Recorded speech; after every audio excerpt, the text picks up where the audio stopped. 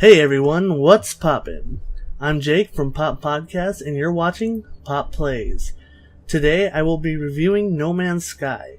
Seeing as this particular game is insanely big and there's no storyline here, I will be focusing mainly on my first 10 plus hours of game time. It's very hard to define this game as a set genre.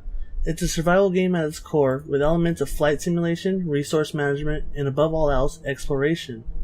In my experience, exploring the worlds you find yourself on in No Man's Sky is key.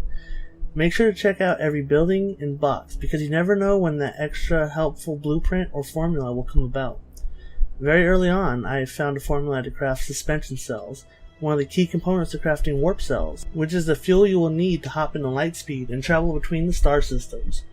Although exploration is key, you don't want to spend too much time on a single planet. You always gotta remember there are more stars with more planets to explore. I've often found myself not wanting to leave certain planets or moons, but in the end I must, because the universe is calling my name. Let's talk about gameplay. I play on PC now.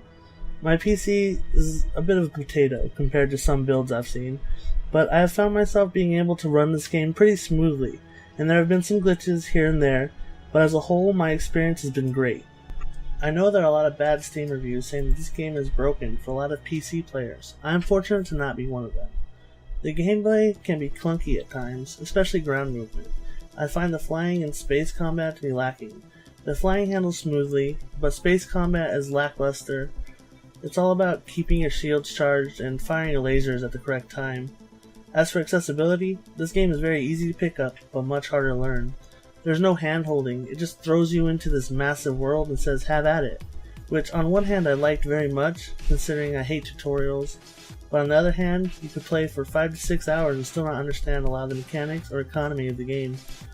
Let's just say YouTube and online wikis will be a No Man's Sky player's best friend.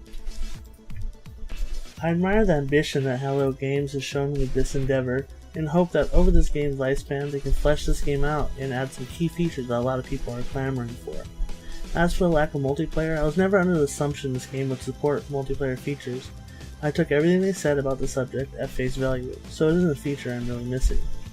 So, in conclusion, No Man's Sky is a jack of all trades, yet master of none.